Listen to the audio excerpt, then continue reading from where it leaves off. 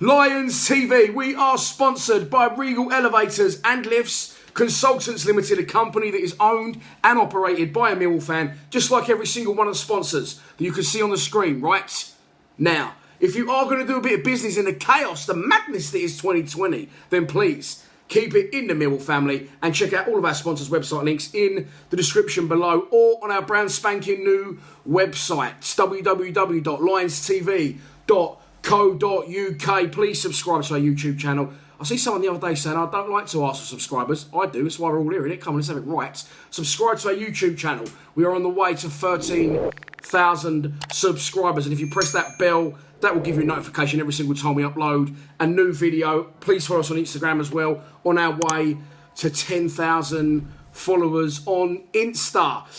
This is, what is this? What day is it even? It's Monday. It's Monday Club. Games are coming thick and fast. The season actually finishes a week tomorrow. 2 games a week at the minute. Not enough time to scratch your arse sometimes, excuse my disgusting language. But we're going to cover Saturday's game. Lost my head for a minute there. We're going to cover Saturday's win at Hull, and we're going to look ahead to tomorrow night's game at the Den versus Blackburn Rovers. Big game, very big game in the championship race for the playoffs, the standings.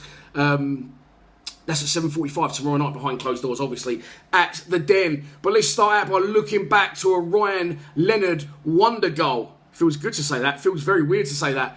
At Hull on Saturday. So Saturday, once again, we succeed away from home. We actually haven't conceded away from home since lockdown, and we are undefeated. The home form is our problem, but I'm going to get into that later on in the show. So Saturday's team that was picked, 3 centre-backs, like it. 2 wing-backs were changed. Marlon Romeo's I said he's looked injured for a while on groin problems. Billy Mitchell comes in and does fantastically at right wing-back. Fergie comes in, and as much as I love Murray Wallace, I just felt it needed to freshen up.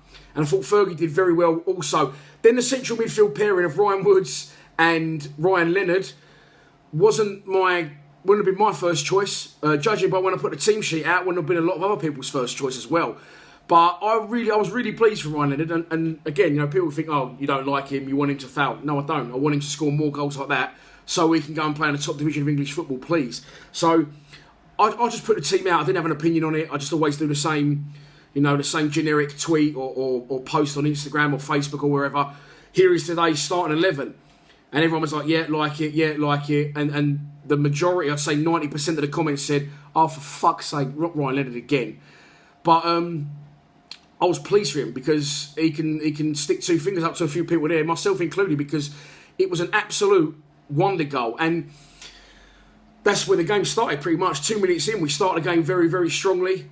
And I always watched it, like, after I've done the videos, I usually, when we go to the Den, I do the fan cams, I come home on a Saturday night, I upload our videos, and then we always watch, me and the boy always watch, obviously, like the EFL goals, the Quest goals.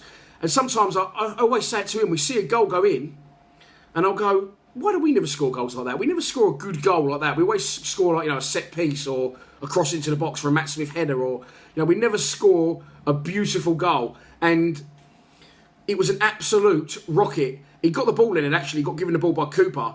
And I was watching it with my mate, and I said to my mate, see, this is where he should shoot places like this, and he won't shoot. And I think it still would have been going if it wasn't for the net. Bulging it and keeping it in. It was an absolutely brilliant strike, and I thought Ryan Leonard played very well in the game. And I also thought it was a very good performance from Millwall. And people said they thought we were shit. Now I'm going to tell you the reasons why. I think people just like to say the opposite to each other a lot of the time, don't they? But I'm going to tell you now why I thought we played very, very well. I covered most of the team. I didn't cover the 3 up top, which was Bradshaw central, and then Mason Bennett on the left and Jeb Wallace on the right. We played a very different type of game. So we're very one-dimensional, we're very repetitive, we get the ball wide. For example, Murray Wallace will run down the wing, he'll give it to whoever's playing on the left, they'll go up the wing, they'll cut back, they'll play it to Murray Wallace, and he'll put a cross in the box. Same with Jed. All we try and do is get the ball into wide areas, double up, and then get a cross in, out wide for Matt Smith. That's all we ever, that seems to be at the minute, post-lockdown, our only actual approach to a football match. And we didn't do that. We played a different type of game. And I felt Bradshaw, again, I saw him get some shit in the comments. I thought Bradshaw was pivotal to that, because Matt Smith will score goals, yes. It will affect football matches, yes. But Bradshaw runs his bollocks off. Matt Smith isn't very mobile. He will not move. And at times, Bradshaw, even though he wasn't getting the ball, and even at times he could have been stronger on the ball when he did get it, the runs he was making, pulled players out of areas and was allowing people to get on, especially our wing-backs, in that first half. So we was making different kinds of runs. Again, Ryan Leonard give the ball away a few times, but I didn't mind that because he's affected the football match. He scored a goal, and that brilliant ball from Bradshaw is another run, him coming into the box, which we don't see. We don't see how players do. We don't see players run beyond. I remember Jed got the ball, and he slotted it, and Fergie, he was running so fast, actually his first touch knocked it off for a goal kick. But it was different. It was runs in between full-backs and centre-backs, in behind, running directly at the heart of the defence and directly at the goal, in the line of the goal. So it was different, and that's what I really enjoyed the first half, because it was a different type of Millwall team that we've been used to seeing. It was a different kind of attacking intent. It was a different kind of patterns of play. We did things differently to what we've been doing. We wasn't predictable. We wasn't one-dimensional. We didn't knock these pointless crosses into the box every time, trying to go down the same route and bang your head against the same wall. It was a very, very good performance in the first half. I was going to say something else about the first half. Oh, the wing-backs, Billy Mitchell and Shane Ferguson. Now, I called this, I was watching a game with my mate, and I said to him, the second half we're going to struggle, because Billy come in and did very well at right wing back. Not a right wing back, by the way. Central midfielder, let's remember that. Playing out of position, first start in the league. Not played hardly any football, because where he's been in that transition between the first team and the 23s, he's gone beyond the 23s now. He's a first team and a squad member, of course he is. But he was sometimes the 16th man, or he was on the bench not used, but they didn't want to use him in the 23s because he was part of the first team. So he wasn't getting much game time at all at any point. And then obviously the 23s didn't play anymore this season, so he couldn't even get 45 minutes here or there with his fitness like he sometimes had to. So he's not had a lot of football at all. Shane Ferguson hasn't had, a run of 5-6 games straight in 90 minutes. So to play in that, when you play the attacking wing-backs, when you play the 3-5-2, it's very, very difficult for wing-backs to keep bombing on. And those boys wouldn't have had, an unbelievable amount of game time. So as you're going on, you've got the three. Then you got Woods, who did play very well, by the way, in his role that he will always play, which is to sit very deep. Once them wing-backs start getting tired, they can't bomb on in the second half. You're 3 with Woods sitting, then becomes 5 with Woods sitting, and then that's when you start to concede a lot of possession. That's what happened in my opinion, anyway. But say that wing-back role is that's probably the most fitness and physically demanding position in a team, in my opinion. It's a very difficult role to play.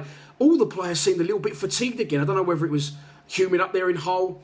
I'm starting to think now it's very easy for fat bastards like me and some of you watching to sit on the sofa and drink a beer and go, God, that game was a really slow tempo. I would fully expect any of us to be blowing out of our arse after about 20 seconds if we try to do it. I think the crowd's not being there is making it seem like there's, the game's slow and there's less of an atmosphere, there's less of an edge. So to see the players blowing like they was, and a lot of them did seem to be blowing in that first half. I think it's just, I think it is the tempo is there, but it just doesn't look like it's just not coming across that way on the TV. So we score a goal early, and then listen, Hull fighting for their lives, scoring a lot of goals, by the way. Hull, even in defeats they've had, scoring goals away at good teams like West Bromwich Albion, 3 away at Birmingham recently. So they're always going to come at you. They've scored. We've scored. They're fighting for their lives. They need to win this game to cement their championship status. And they was always going to come at us after this. Another reason I feel it was a very strong performance. The first half, we got caught ball watching a couple of times, and they actually had a couple of chances, good chances, which they didn't capitalise on. I think one good save from Bart. I think a couple of headers wide when they could have done better with it. In the second half, although Hull had a lot of the ball, they didn't have that many chances. The only one I remember of any note really is the one that Bolkowski saved very well down to his left, which was actually offside anyway. And that was another reason I thought it was a very good performance. We didn't need to get on in the second half. We did sit deep, and we couldn't really get forward. And the reason, again, like I said, was the wing backs were getting tired. Hull were trying to win the game. They're trying to stay afloat in the division. So there was always going to be pressure on us in the second half. Jed in the second half was nowhere near Billy Mitchell, and I don't know whether that was something that said at half time. We're not going to get a lot of joy. So if we do, let's go along and use Jed as the outlet. Jed pressed very high, and I laughed to myself then because I don't know. Sometimes it feels like I come across that I'm digging Jed out. I'm not, but again, I thought it was the worst player on the pitch against Saturday. I thought it was terrible. And again, listen, maybe he needs a rest.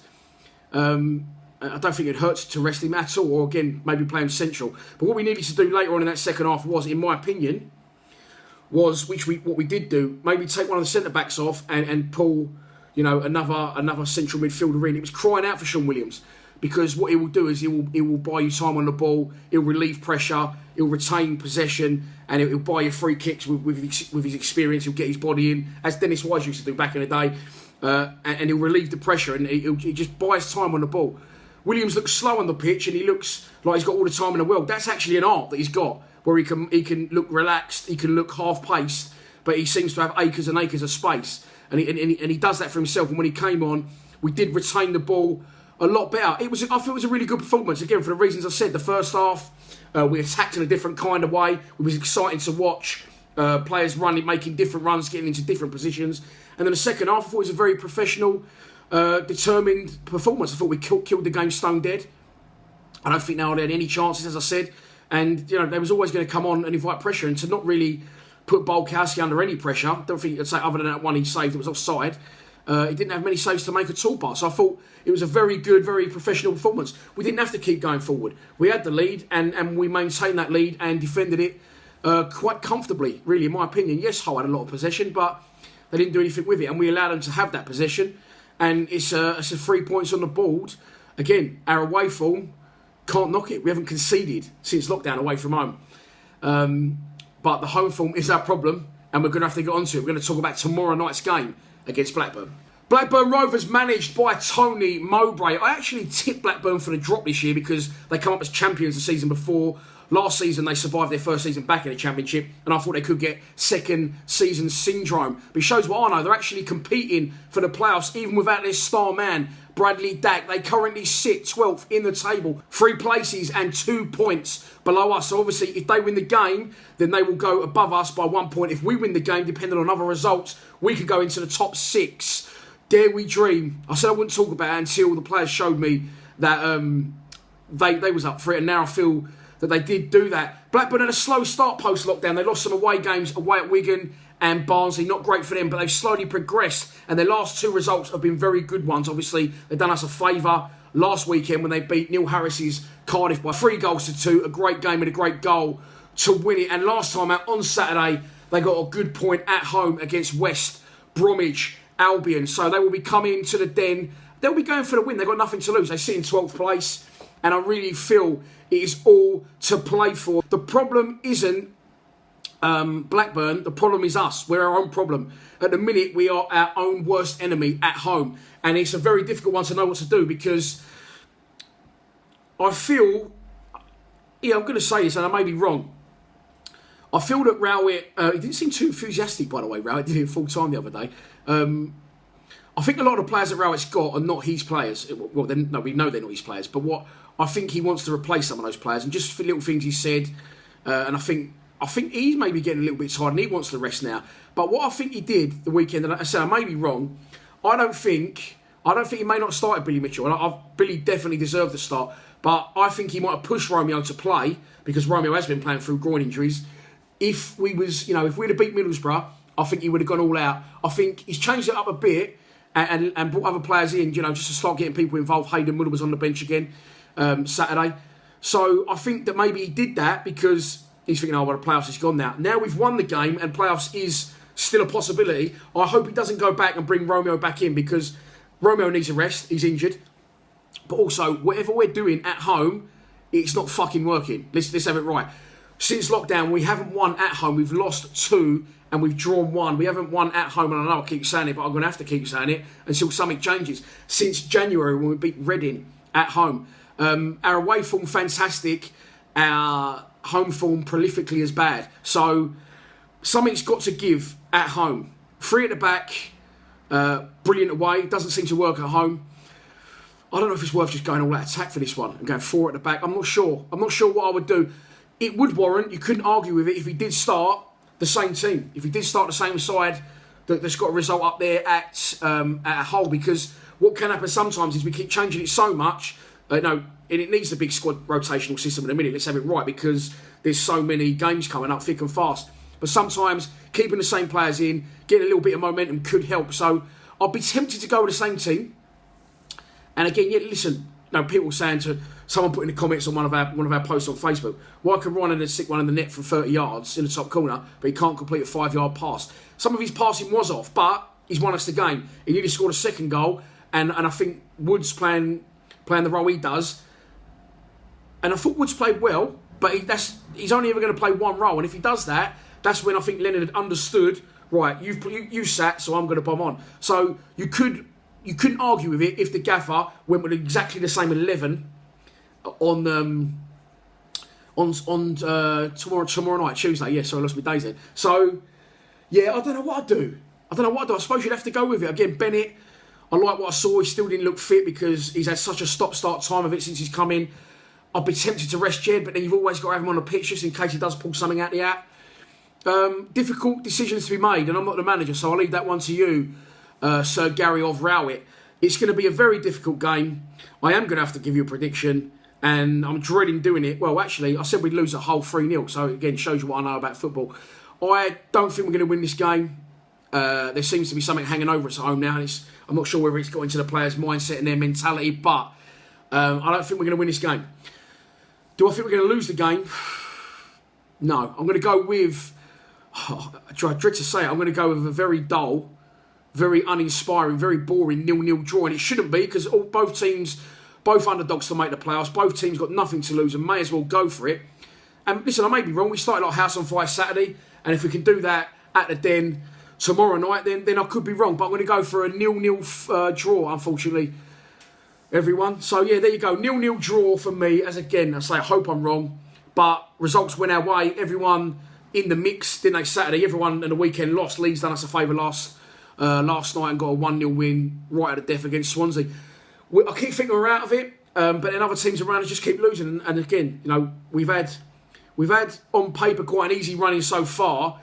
You'd say Blackburn's a harder game. You'd say QPR's a harder game. They're the games we'll probably go and sort of win. I think if on reflection, we'd all rather have played teams in the top 10 than instead of teams outside the top 10 in this running, because we do seem to do better against the good sides. But yeah, I'm going for a 0-0 draw. I hope I'm wrong, but I don't think I'm going to be. So that's your lot for Monday, Club. I hope you've enjoyed it. This could be going out early-ish tonight because I need to clear the sketch. Big Byron Webster sits down with us for Lions Lounge. I know he's not 80s. I know he's not 90s, but I'm hoping you won't mind me and will excuse me breaking the mould to bring in a more recent player. I'll still be doing the 80s and 90s.